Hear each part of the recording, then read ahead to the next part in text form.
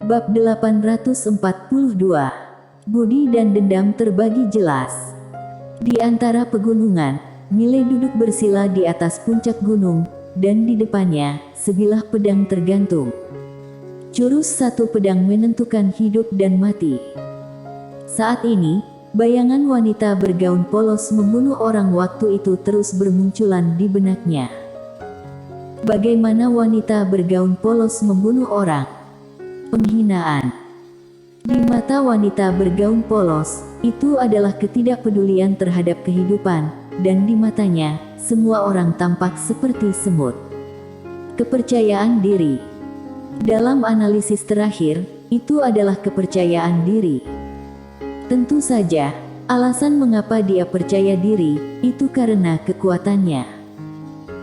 Oleh karena itu, inti dari jurus satu pedang menentukan hidup dan mati adalah kekuatan, tetapi selain kekuatan, ada inti lain, yaitu kepercayaan diri. Menghadapi musuh, harus memiliki kepercayaan diri. Meskipun tidak bisa mengalahkannya, kamu harus memiliki kepercayaan diri untuk membunuh orang dengan satu pedang. Ini bukan menindas diri dan menindas orang lain. Seseorang, tanpa kepercayaan diri, tidak bisa mencapai apapun. Dan percaya diri tidak berarti percaya diri membabi buta. Jika percaya diri membabi buta, maka itu benar-benar menindas diri sendiri dan menindas orang lain. Mile mengulurkan tangan memegang pedang eter di depannya, percaya diri. Apa kepercayaan dirinya? Pendukung. Harus dikatakan, untuk beberapa waktu, kepercayaan dirinya adalah pendukungnya. Ada wanita bergaun polos, Queen, menara penjara alam, pedang eter. Sederhananya, kepercayaan dirinya sebenarnya didasarkan pada kekuatan eksternal. Kepercayaan diri seperti itu adalah ilusi dan tidak realistis. Sama seperti sekte pedang kali ini, wanita bergaun polos tidak ada, Queen tidak ada, dan dia tidak hanya hampir mati, tetapi bahkan Lindsay Ye juga hampir mati. Bisakah dirinya tetap percaya diri tanpa kekuatan eksternal? Pada saat ini, Mile sedikit mengerti. Kepercayaan dirinya sudah salah. Mile menggelengkan kepalanya dan tersenyum. Ada banyak orang yang membantunya di sepanjang perjalanan. Dan dirinya sendiri, bukan hanya tidak merasa malu akan hal ini, tetapi bahkan sedikit bangga. Numpang tanya, tanpa wanita bergaun polos, tanpa orang yang membantunya di belakang, dirinya bisa hidup sampai hari ini. Orang harus mengandalkan diri sendiri. Mengandalkan diri sendiri. Mata Mile perlahan tertutup. Di samping, Queen melirik Mile, tidak berbicara. Sejak Lindsay Ye pergi, dia menemukan Mile telah sedikit berubah. Adapun apa yang telah berubah, dia tidak tahu bagaimana mengatakannya. Namun, itu harusnya bukan hal yang buruk. Karena dia tahu bahwa Mile benar-benar tumbuh dewasa sekarang. Untuk waktu selanjutnya, Mile dengan panik mempelajari jurus satu pedang menentukan hidup dan mati setiap hari. Ini adalah teknik pedang yang diajarkan kepadanya oleh wanita bergaun polos, dan dia harus melatihnya hingga ke tingkat ekstrim. Dan setiap saat, Queen akan membimbingnya di samping. Mile menemukan, meskipun Queen tidak terlalu kuat, pengetahuannya sangat luas. Dapat dikatakan di alam semesta 4 dimensi ini, tidak banyak orang yang pengetahuannya melampaui dia. Oleh karena itu, di bawah bimbingan Queen, dia bisa dibilang telah membuat kemajuan besar. Dan kekuatan jurus satu pedang menentukan hidup dan mati ini lebih kuat dari sebelumnya. Dengan jatuhnya sekte pedang, alam semesta 4 dimensi tiba-tiba menjadi tenang. Langit dua dunia sempat menduga menara penjara alam berada di tangan Mile, namun tak ada satu pun yang bergerak. Siapa yang berani bergerak sekarang? Mile pergi ke wilayah pedang, dan kemudian wilayah pedang hilang. Namun, Mile keluar hidup-hidup.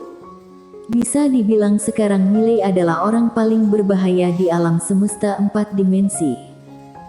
Tidak satupun dari mereka.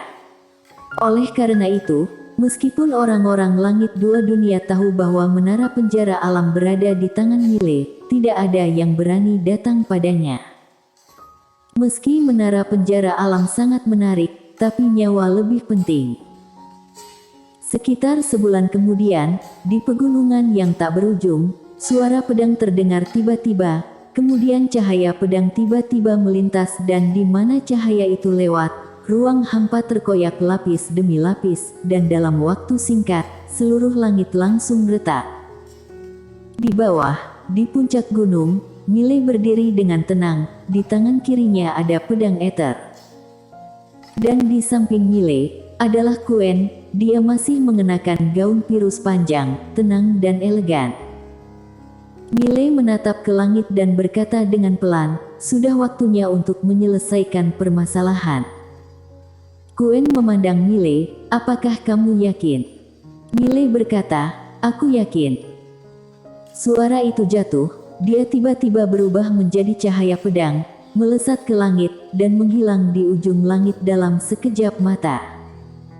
Bahkan Quen juga ikut menghilang. Tak lama kemudian, Miley datang ke langit 2 dunia. Begitu muncul di langit 2 dunia, di hadapannya muncul seorang lelaki tua yang tadinya datang. Pejabat Chen. Pejabat Chen tersenyum sedikit, teman kecil Ye. Miley mengangguk, ada apa? Pejabat Chen ragu-ragu sejenak, kemudian berkata, teman kecil, kami ingin berdiskusi denganmu tentang harta karun 5 dimensi. Miley tiba-tiba berkata, boleh, tapi lain hari. Setelah berbicara, dia langsung menghilang tidak jauh. Di lapangan, ekspresi pejabat Chen menegang. Setelah beberapa saat, dia menghela nafas dengan suara rendah. Miley saat ini hanya bisa disikapi dengan lembut, tidak boleh keras sama sekali. Langit 2 dunia pun tak berani melawan Miley. Pada saat ini, Siro Chen muncul di depan pejabat Chen. Dia melirik ke arah di Miley menghilang di kejauhan, dan berkata dengan pelan, sekarang semakin sulit untuk melihatnya. Pejabat Chen mengangguk, kekuatannya jauh lebih kuat dari sebelumnya, dan dia sudah mencapai alam peridaratan. Meskipun itu hanya alam peridaratan, tetapi kekuatannya ini, takutnya bahkan aku pun bukan lawannya. Siro Chen berkata pelan, sekarang, takutnya hanya master tingkat Kaisar Si dan yang lainnya yang bisa mengalahkannya. Pejabat Chen sedikit mengangguk, tidak peduli apapun itu, karena dia setuju untuk berdiskusi dengan kita, itu membuktikan kita masih ada harapan. Setelah dia menyelesaikan urusannya, kita baru pergi menemuinya dan bicara baik-baik dengannya. Jangan lewatkan kesempatan ini untuk pergi ke alam semesta 5 dimensi. Bicara sampai di sini, dia sepertinya memikirkan sesuatu, sedikit mengernyit, dia barusan bilang ingin melakukan sesuatu, apa yang dia lakukan. Setelah mengatakan itu, dia menatap Siro Chen.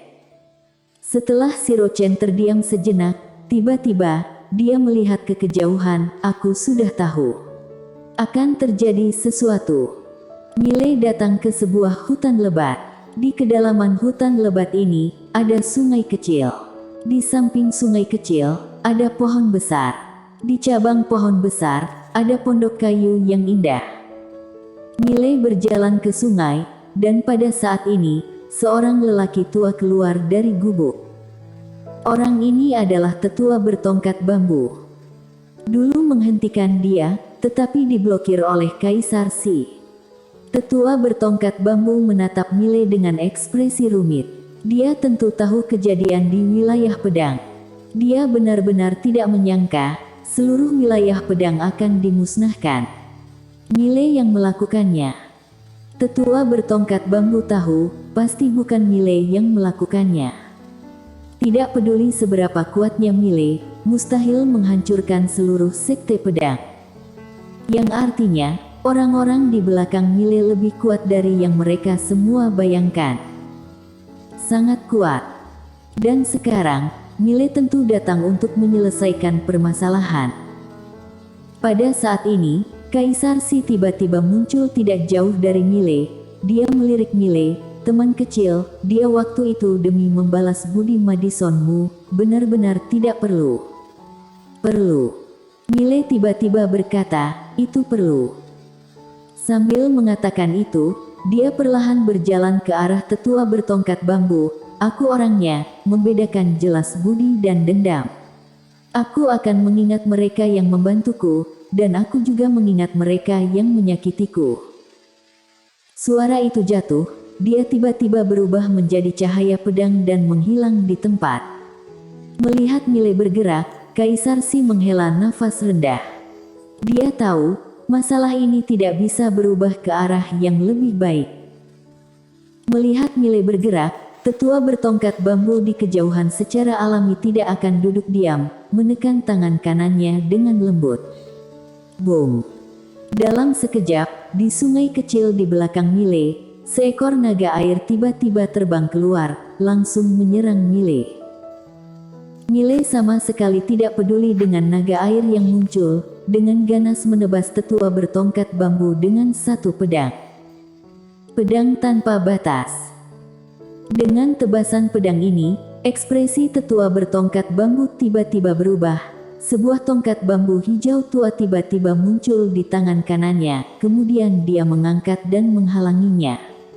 Boom! Di belakang tetua bertongkat bambu, rumah bambu berubah menjadi abu, dan tetua bertongkat bambu juga mundur, tetapi pada saat ini, naga air langsung menenggelamkan Mile. Sesaat hening. Puff! Naga air itu langsung tercabik-cabik oleh cahaya pedang. Saat berikutnya, cahaya pedang kecil muncul tepat di depan tetua bertongkat bambu.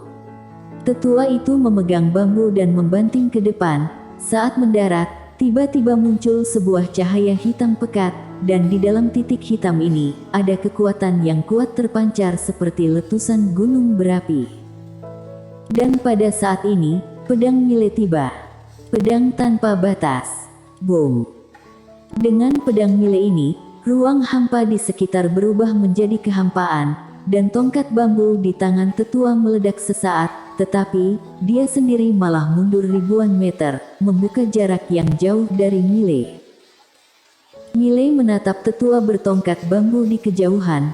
Tetua itu berkata dengan sungguh-sungguh, Mile, apa kamu benar-benar ingin membunuh mati? Mile tidak berbicara, dia tiba-tiba menghilang. Puff! Seberkas cahaya pedang melintas di lapangan.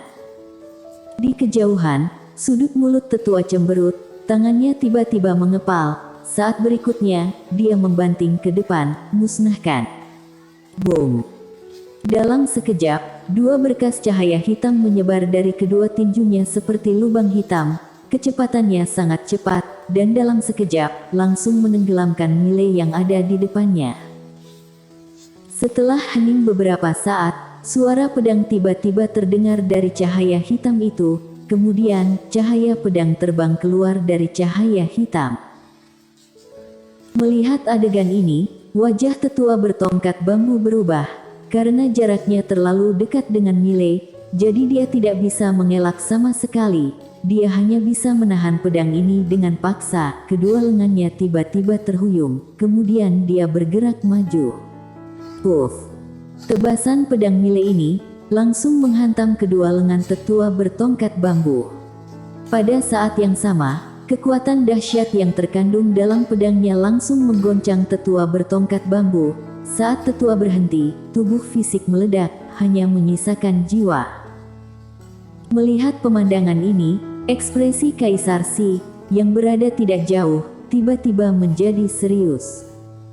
Kekuatan Mile saat ini agak terlalu berlebihan.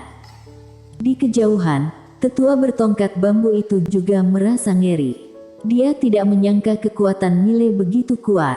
Apakah ini benar-benar hanya alam peri daratan? Apakah kamu berpura-pura menjadi babi untuk memakan harimau? Pada saat ini, Mile di kejauhan berjalan keluar. Pada saat ini, pedang eter di tangannya sudah diganti menjadi pedang penakluk jiwa. Saat melihat pedang penakluk jiwa, wajah tetua berubah drastis. "Selamatkan aku."